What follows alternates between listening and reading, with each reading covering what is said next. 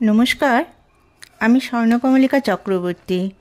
আমার লেখা যে গল্পটা এখন পড়ব সেটার নাম হচ্ছে অপেক্ষা।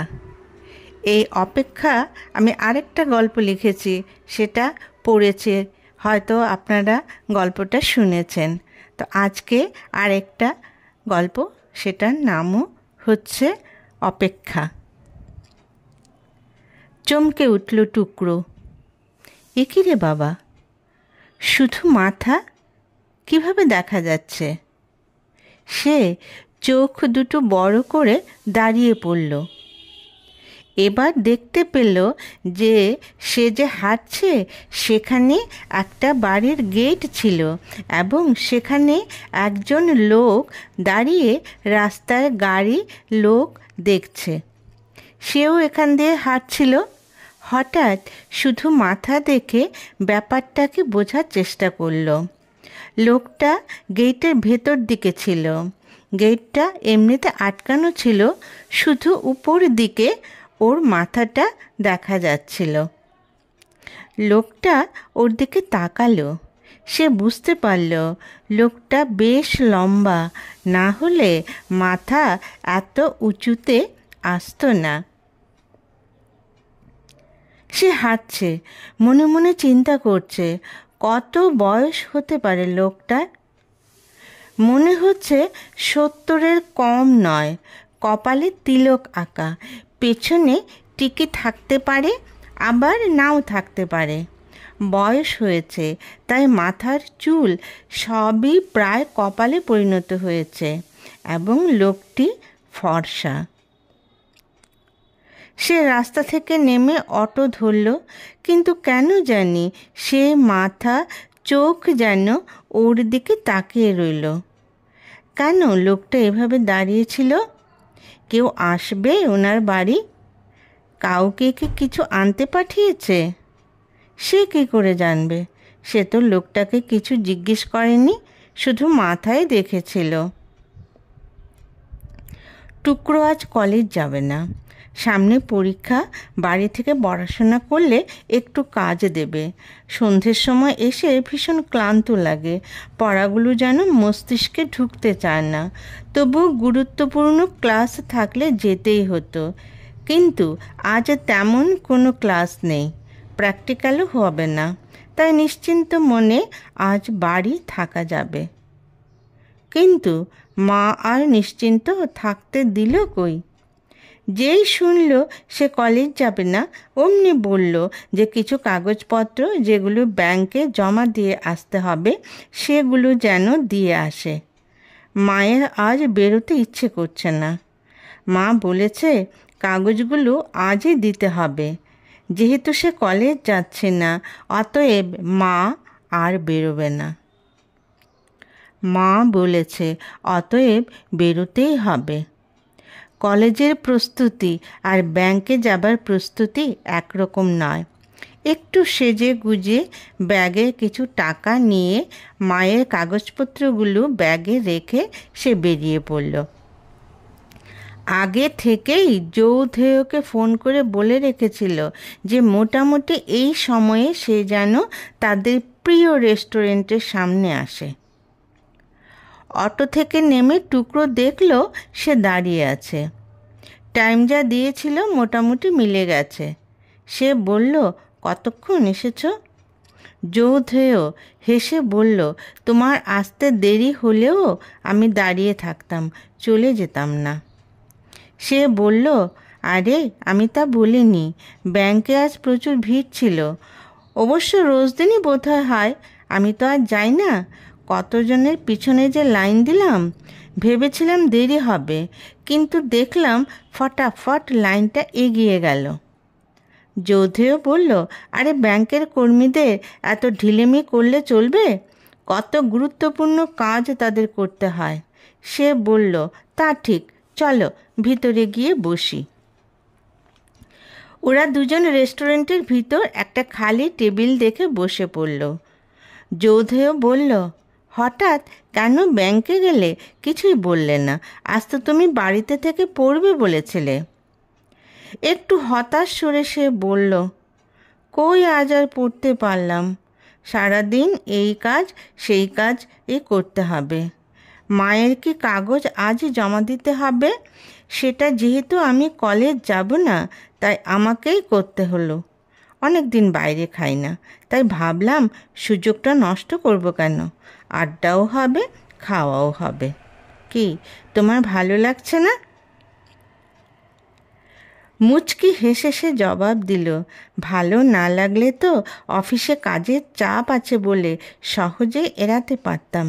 এই দুপুরবেলা প্রেমিকার সাথে কেউ দেখা করে? তাড়াতাড়ি খেয়ে আবার অফিসে ঢুকতে হবে। সত্যিই গো, প্রচুর কাজ টেবিলে পড়ে আছে। টুকরো বলল, বুঝেছি, তাড়াতাড়ি খেতে হবে। ওই দেখো, বয় আসছে। যৌধেয় যে খাবার অর্ডার করেছিল বয় এনে টেবিলে রাখল।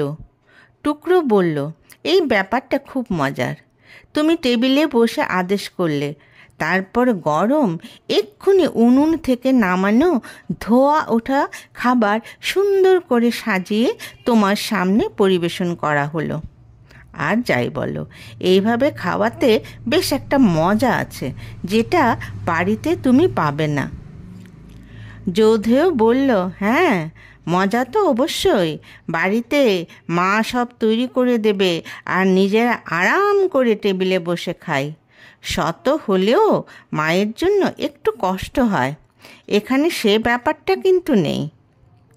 কিন্তু মৌরির সঙ্গে যখন কাগজটা আসবে, তখন নিচের অঙ্কটা দেখে চোখ একটু ছানাবুড়া হয় বই কি।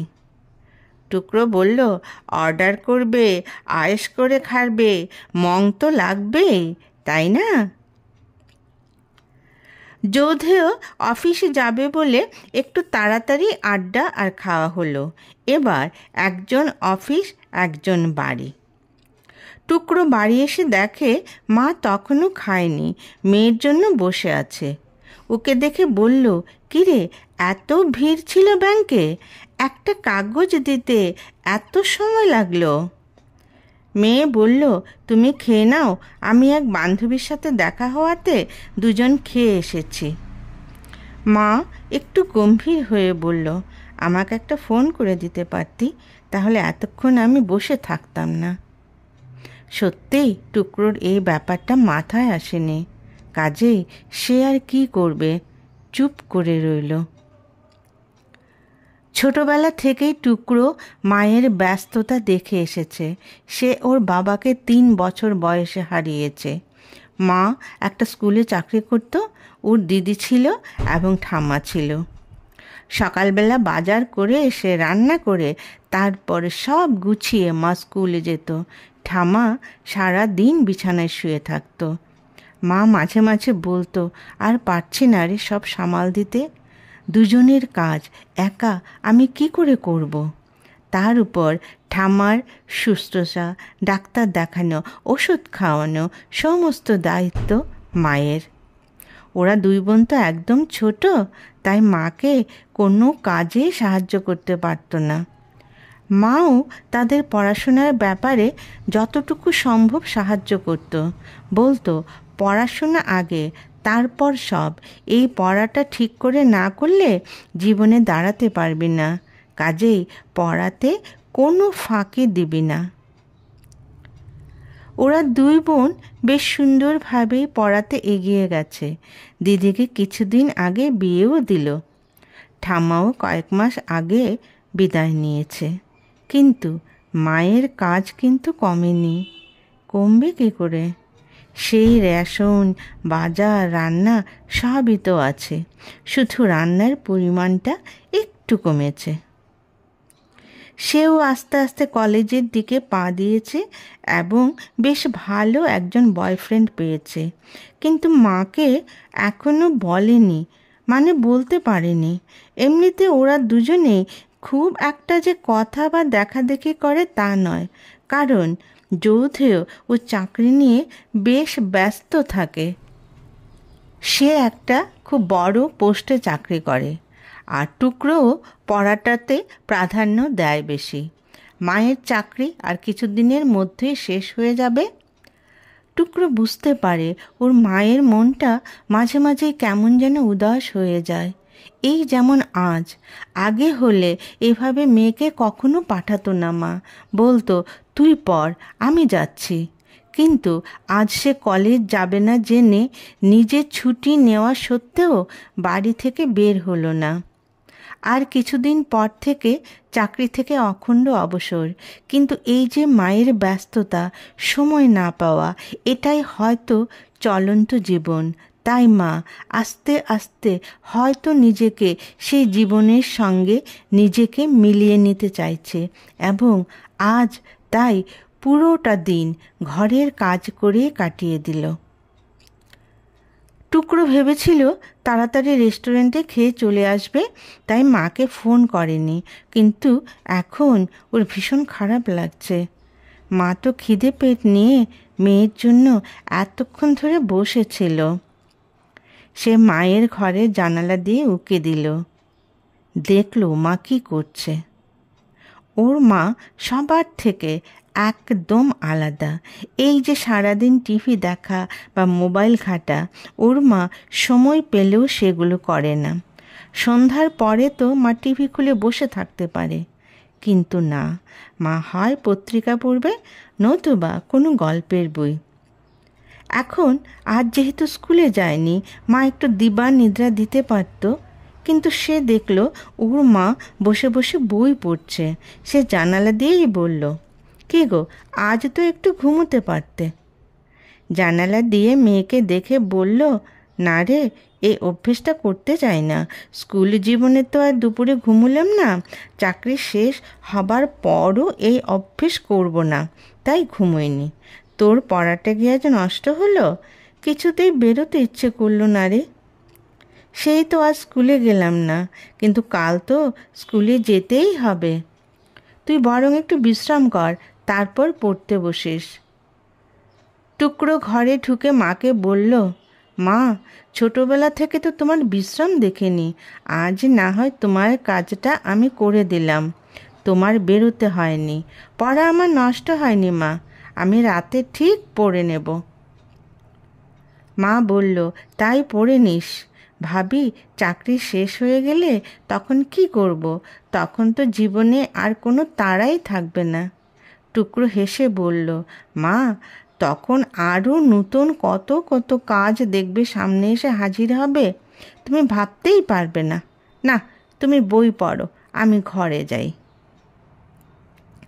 কথাগুলো বলে সে ঘরে এলো। রাস্তায় গেটের ভিতর সে লোকটার কথা কেন জানি মায়ের কথাগুলো শুনে মনে হতে লাগলো। মানুষ যতদিন কর্মক্ষম থাকে ততদিন সে ঘরে বাইরে সামাল দিতে পারে, দেয়ও। তারপর আস্তে আস্তে বয়সের সাথে সাথে কাজ কর্ম সব কিছুই কমতে থাকে। এটা তো প্রকৃতির নিয়ম। এই যে লোকটা দাঁড়িয়েছিল, যাকে সে লোক বলছে, হয়তো ওর দাদুর বয়সী হবে। তিনি হয়তো নিজের ছেলেকে ব্যাংক থেকে টাকা তুলে আনার জন্য চেকে সই করে পাঠিয়েছেন, বা হয়তো মেয়েকে কোনো কাজে, নিজের কাজের জন্য উনি পাঠিয়েছেন, এবং অনেকক্ষণ ধরে হয়তো আসছে না, তাই চিন্তান্বিত হয়ে গেটের ভেতর থেকে বাইরের দিকে লক্ষ্য করছেন এবং অপেক্ষা করছেন কখন যেই কাজের জন্য গেছে ছেলে বা মেয়ে ওরা আসবে। নিজে তো বেরোবার ক্ষমতা হারিয়েছেন, তাই এখন অন্যদের ভরসাতেই যে ওনাকে চলতে হয়। টুকরো ভাবছে একদিন এমন হবে ওর মা পেনশন তোলার জন্য ওকে ব্যাংকে পাঠিয়ে রাস্তায় দাঁড়িয়ে থাকবে। আজ মা দাঁড়ায়নি, হয়তো টাকা পয়সা তুলতে যায়নি তাই।